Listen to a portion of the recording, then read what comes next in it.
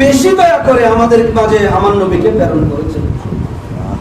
সেই নবী রহমতুল্লিল আলামিন এসে আয়ামের জাহেলিয়াত যুগ থেকে, অন্ধকার যুগ থেকে আজকে আমার নবীর উম্মতদেরকে আলোকিত করেছে। সুবহানাল্লাহ।